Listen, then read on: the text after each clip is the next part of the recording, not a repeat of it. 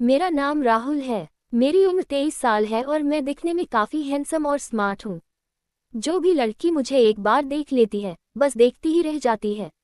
एक दिन काम के सिलसिले में मुझे अहमदाबाद से बेंगलुरु जाना था। ये यात्रा मेरे लिए बहुत ज़रूरी थी, इसलिए मैंने इसकी तैयारी पहले से ही कर ली थी। मैंने ट्रेन की टिकट पूरे 2 महीने पहले बुक करा ली थी ताकि सफ़र आरामदायक रहे।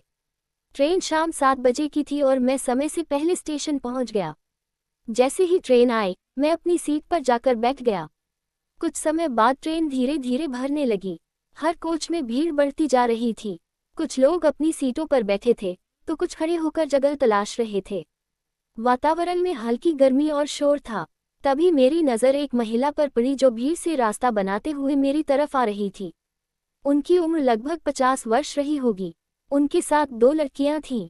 तीनों अपनी जगह ढूंढते हुए मेरे पास आई और मेरे सामने वाली सीट पर बैठ गईं। महिला का नाम विमला था। वह स्वभाव से बहुत विनम्र लग रही थी। उनकी बड़ी बेटी का नाम वैशाली था, जो करीब 19 साल की थी। उसने सलवार कुर्ता पहना था और अपने लंबे बालों की सुंदर चोटी बनाई थी।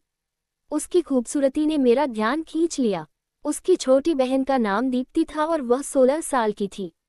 ट्रेन में इतनी भीड़ थी कि जहां भी जगह दिखती, लोग वहीं बैठ जाते। कुछ नीचे बैठे थे, तो कुछ बाथरूम के पास। मई का महीना था और गर्मी बहुत ज्यादा थी। आंटी को बहुत गर्मी लग रही थी। उन्होंने मुझसे कहा, बेटा, क्या मैं खिड़की की तरफ बैठ सकती हूँ? मुझे बहुत गर्मी लग रही है और मुझे बीपी की समस्या है। मुझे भी गर्मी लग रही थी और मैं अपनी सीट छोड़ना नहीं चाहता था, लेकिन फिर मैंने वैशाली और दीप्ति की तरफ देखा जो दूसरी तरफ बैठी थी। मुझे लगा वहाँ जगह मिल सकती है, इसलिए मैंने कहा, ठीक है आंटी, आप यहाँ बैठ जाए, मैं वैशाली के पास बैठ जाऊंगा। मैं उठकर वैशाली के पास बैठ गया। अब हम दोनों एक दूसरे के बहुत करीब थे। ट्रेन के झटकों की वजह से हमारे शरीर एक दूसरे को छू रहे थे। मेरे स्पर्श से वह थोड़ी असहज अनकंफर्टेबल हो रही थी और खुद को दूर करने की कोशिश कर रही थी, लेकिन भीड़ के कारण जगह नहीं थी। वह धीरे से बड़बड़ाने लगी, मम्मी भी कमाल करती हैं। पापा कह रहे थे कि एस बड़ी एक्ट टिकट बुक करवाते हैं, पर मम्मी ने एक नहीं सुनी। कहती थी कि एस बड़ी में घुटन होती है और अब यहाँ उन्हें गर्मी लग रही है। मैंने उससे कहा, ट्रेन में हमेशा ऐसी ही भीड़ होती है। एक बार तो मैंने बाथरूम में बैठकर पूरी यात्रा की थी। ये सुनकर वैशाली, जिसे मैंने गलती से अंकिता समझ लिया था, तुरंत बोली, आप क्या कह रहे हैं? बाथरूम में बैठकर सफ़र? क्या आपके पास टिकट नहीं था? मैंने हंसते हुए कहा, नहीं, टिकट तो था पर भीड़ इतनी थी कि अपनी सीट तक पहुंच ही नहीं पाया। उसने मजाक में कहा, तो फिर अभी भी भीड़ है भाई साहब, आप अभी भी बाथरूम में जाकर बैठ जाए, थोड़ी जगह हो जाएगी। 2-3 घंटे बीत गए। गर्मी बढ़ती जा रही थी। विमला आंटी और लड़कियों के पास जो पानी था, वह खत्म हो गया। गर्मी के कारण उन्हें बार बार प्यास लग रही थी। ट्रेन एक छोटे स्टेशन पर रुकी, लेकिन दुर्भाग्य से वहां कोई पानी बेचने वाला नहीं दिखा।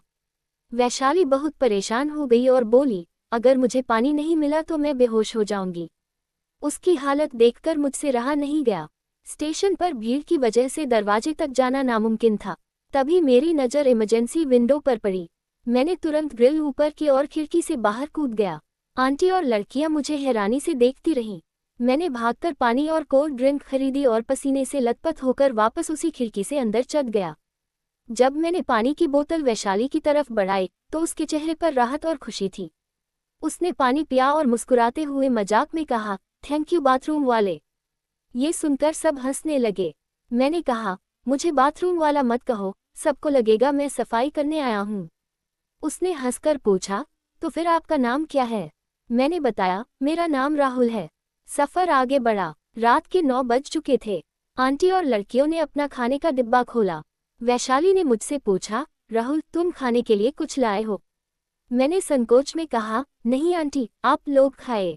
वैशाली ने शरारत से कहा, अरे हम खिला नहीं रहे, बस पूछ रहे हैं कि लाए हो या नहीं।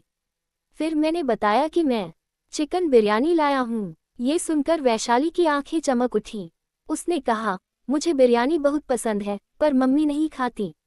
उसने अपनी मम्मी को खिड़की के पास बैठाया और मुझे अपने पास बुला लिया। हम तीनों ने मिलकर बिरयानी और उनका खाना शेयर किया। रात को सोने के समय आंटी की तबीयत थोड़ी खराब लगने लगी। उनके पैर दुख रहे थे। मैंने सुझाव दिया कि आंटी सीट पर सो जाएं। दीप्ति नीचे चटाई बिछाकर सो जाए और मैं और वैशाली ऊपर की सीट पर बैठ जाते हैं। आंटी मान गईं। ऊपर की सीट पर मैं और वैशाली अकेले थे। रात के 1 बज रहे थे। अचानक वैशाली को नींद आने लगी और उसने अपना सिर मेरे कंधे पर रख दिया। जब उसकी आंख खुली तो उसने सॉरी कहा, लेकिन मैंने कहा कोई बात नहीं, तुम आराम से सो सकती हो। मैंने उसे सहारा देने के लिए अपना हाथ उसकी कमर पर रखा। वह पहले चौंकी, फिर उसने खुद मेरा हाथ पकड़कर सही से रखा और कहा, थैंक यू सहारा देने के लिए, वरना मैं गिर जाती। पूरी रात हम जागते रहे और बातें करते रहे। उसने मेरे काम, परिवार और कमाई के बारे में पूछा। धीरे धीरे हमारी बातों में प्यार झलकने लगा। सुबह हुई, हम फ्रेश हुए और स्टेशन पर साथ में नाश्ता किया। शाम को 10 बजे ट्रेन बेंगलोर पहुंची। स्टेशन पर वैशाली के पापा आए थे। आंटी ने उन्हें बताया कि राहुल ने उनकी कितनी मदद की। जब वे जाने लगे तो मैंने हिम्मत जुटाकर वैशाली से उसका नंबर मांगा। उसने मुस्कुराकर नंबर दे दिया। अगले 6 महीने हम फोन पर घंटों बातें करते रहे। हमारी दोस्ती प्यार में बदल गई। मैंने ठान लिया था कि अच्छी नौकरी मिलने के बाद ही शादी की बात करूंगा। जब मेरी सैलरी 50,000 हो गई और करियर सेट हो गया तो मैं उसके घर गया। मैंने उसके पापा से कहा, अंकल, मैं वैशाली से शादी करना चाहता हूँ। उन्होंने मेरी नौकरी और काबिलियत के बारे में पूछा। आंटी ने भी मेरी तरफदारी की। अंत में उसके पापा मान गए और बोले, क्या तुम मेरी बेटी को खुश रखोगे? मैंने पूरे आत्मविश्वास से हाँ कहा। हमारी शादी बहुत धूमधाम से हुई। वह ट्रेन की यात्रा मेरे जीवन का सबसे खूबसूरत मोड़ साबित हुई, जहां मुझे मेरी जीवन संगिनी मिली। आज हम दोनों बहुत खुश हैं।